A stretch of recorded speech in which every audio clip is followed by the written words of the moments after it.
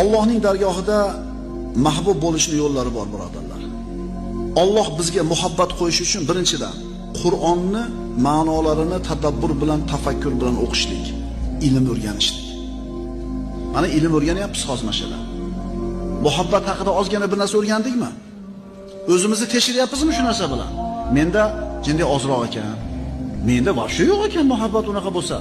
Mana shu ilm, birodarlar. Yana Alloh uchun nafl amallarni bajarishlik.